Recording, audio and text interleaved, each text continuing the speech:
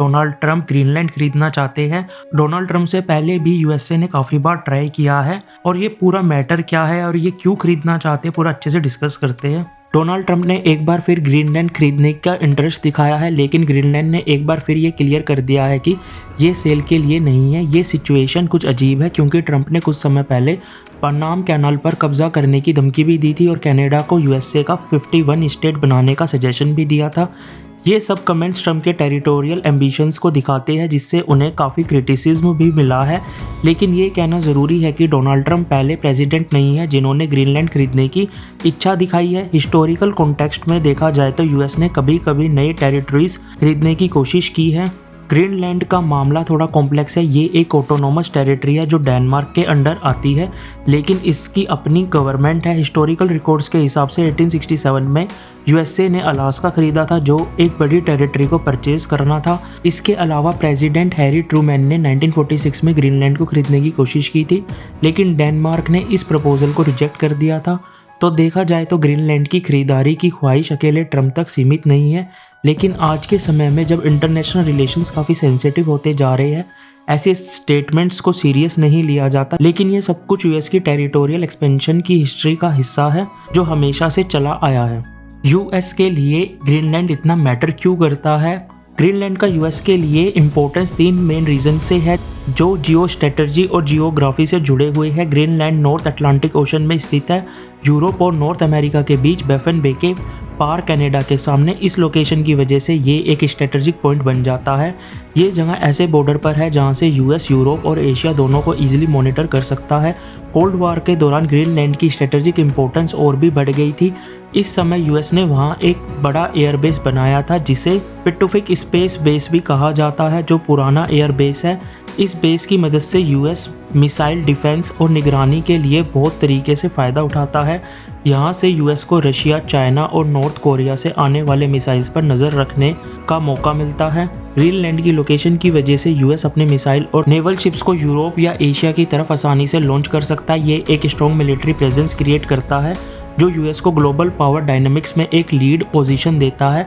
इन सब रीज़न के अलावा ग्रीनलैंड के पास नेचुरल रिसोर्सेज भी है, जैसे मिनरल रिसोर्सेज और फिशरीज, जो और भी इम्पोर्टेंट बनाता है। इसलिए जियोपॉलिटिकल कंसिडरेशन के लिए ग्रीनलैंड की स्ट्रेटेजिक इंपॉर्टेंस हमेशा से बनी रही है और यूएस इस जगह की स्टेबिलिटी और कंट्रोल को मेंटेन करने की कोशिश करता है। ये सब कुछ इसलिए भी ज़रूरी है क्योंकि दुनिया के ये रीजन्स ग्लोबल पॉलिटिकल्स और ट्रेड के लिए बहुत स्ट्रेटेजिक होते हैं। ग्रीनलैंड का एक और इम्पोर्टेंट रीज़न ये है कि यहाँ पर बहुत सारे रेयर अर्थ मिनरल्स है जो मोबाइल फ़ोन्स, इलेक्ट्रिक व्हीकल्स और अदर कंज्यूमर इलेक्ट्रॉनिक्स में इस्तेमाल होते हैं। ये मिनरल्स वेपन्स और बम्स में यूज़ होते हैं। आज के समय में चाइना इन रेयर अर्थ मिनरल्स का मेजर सप्लायर है, जो यूएस के लिए एक सीरियस कंसर्न है क्योंकि ये मिनरल्स डिफेंस और टेक्नोलॉजी के लिए बहुत ज़रूरी होते हैं। 2021 में ग्रीनलैंड ने यूरेनियम माइनिंग पर एक कानून पास किया था, जिससे ये साफ है कि वहाँ की सरकार इन मिनरल्स एक्सप्लॉइटेशन को लेकर काफ़ी सावधान है। लेकिन इन मिनरल्स की खोज और माइनिंग के पोटेंशियल ग्रीनलैंड के लिए एक इकोनॉमिक अपॉर्चुनिटी भी है, जिससे वहाँ की इकोनॉमी को बूस्ट मिल सकता है। तीसरा, ग्लोबल वार्मिंग के चलते जो ग्लेशियर पिघल रहा है उसका असर आर्कटिक रीजन पर भी पड़ रहा है। ये पिघलना नए वाटर वेव्स का फॉर्मेशन कर रहा है और मेजर पावर्स इस रीजन में अपनी प्रेजेंस बढ़ाने के लिए उत्सुक है। यहाँ से नई शिपिंग रूट्स खुल सकती है जो ट्रेड और रिसोर्सेज के लिए फ़ायदेमंद है। यूएस के लिए ये स्ट्रेटेजिक सिग्निफिकेंस इसलिए बढ़ जाता है क्योंकि अगर रशिया या चाइना इस एरिया में अपना कंट्रोल या इन्फ्लुएंस बढ़ाता है तो यूएस का स्ट्रेटेजिक पोजीशन कमज़ोर हो जाएगा। इसलिए यूएस चाहता है कि वो ग्रीनलैंड और इसके आसपास के एरिया में अपना इन्फ्लुएंस बनाए रखे, जिससे वो किसी भी पोटेंशियल थ्रेट को रोक सके और अपने नेशनल इंटरेस्ट को प्रोटेक्ट कर सके। इन सब रीज़न से ये समझ आता है कि ग्रीनलैंड सिर्फ एक जियोग्राफिकल एंटिटी नहीं है, बल्कि एक ऐसा स्ट्रेटेजिक रिसोर्स है जो ग्लोबल जियोपॉलिटिकल्स में मेजर रोल प्ले करता है। ग्रीनलैंड को एक्वायर करने का लास्ट ट्राई कब किया था यूएस ने? डोनाल्ड ट्रंप ने अपने आखिरी टर्म के दौरान ग्रीनलैंड खरीदने का प्रपोजल दिया था, जिसे उन्होंने एक लार्ज रियल इस्टेट डील के रूप में बयान किया। जब डेनमार्क के पीएम मेटे फ्रेडरिक्सन ने इस डील को नॉनसेंस कहा, तब ट्रंप ने डेनमार्क का शेड्यूल विजिट कैंसिल कर दिया था। इस प्रकार ट्रंप के स्टेटमेंट ने इंटरनेशनल रिलेशंस को काफ़ी टेंशन में डाल दिया था। इससे पहले 1946 में वर्ल्ड वॉर सेकंड के बाद प्रेसिडेंट हैरी एस ट्रूमैन ने डेनमार्क को ग्रीनलैंड के लिए $100 मिलियन का ऑफर दिया था। ट्रूमैन ने यह भी सोचा था कि वो अलास्का का कुछ हिस्सों को ग्रीनलैंड के कुछ पार्ट्स के साथ एक्सचेंज करने की कोशिश कर सकते हैं, लेकिन यह प्रपोजल आगे नहीं बढ़ा और कुछ नहीं हुआ। 1867 में यूएस स्टेट डिपार्टमेंट ने यह हाईलाइट किया था कि ग्रीनलैंड की स्ट्रेटेजिक लोकेशन और इसके अबेंडेंट नेचुरल रिसोर्सेज इसे एक्विजिशन के लिए आइडियल बनाते हैं, लेकिन इस सजेशन पर कभी कोई फॉर्मल कार्रवाई नहीं हुई।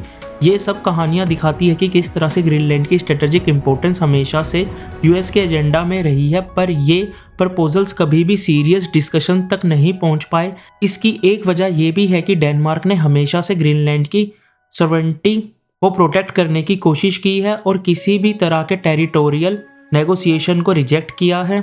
इसलिए ये देखना इंटरेस्टिंग है कि हिस्टोरिकल कॉन्टेक्स्ट में ग्रीनलैंड को लेकर कैसे अलग अलग यूएस प्रेसिडेंट ने अपने इंटरेस्ट दिखाया था, लेकिन हमेशा ये प्रपोजल पॉलिटिकली सेंसिटिव और डिप्लोमेटिकली कॉम्प्लेक्स रही है। आज भी ग्रीनलैंड एक ऐसी जगह है जिसका ग्लोबल पॉलिटिकल लैंडस्केप में एक स्पेशल रोल है जो यूएस के इंटरेस्ट से जुड़ता है।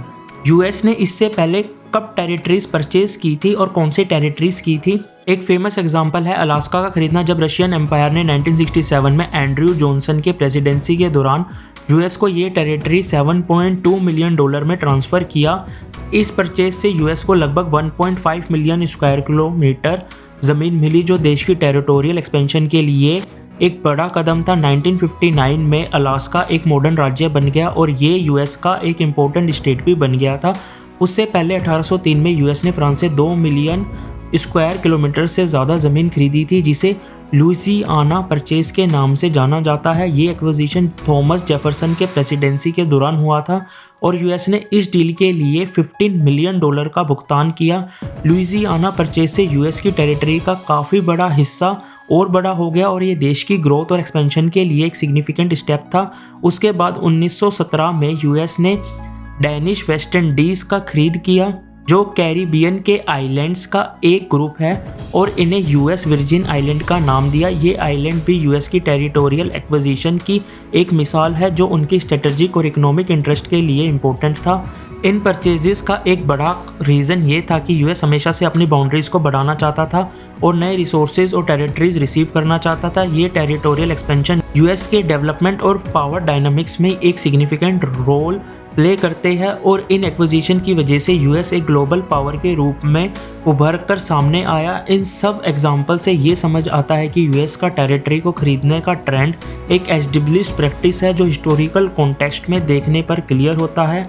यही वजह है कि आज भी ग्रीनलैंड जैसे टेरिटरीज को लेकर प्रपोजल्स और डिस्कशंस चालू रहते हैं। बाकी ऐसी और वीडियोस के लिए चैनल को सब्सक्राइब करें, वीडियो को लाइक करें और शेयर करें।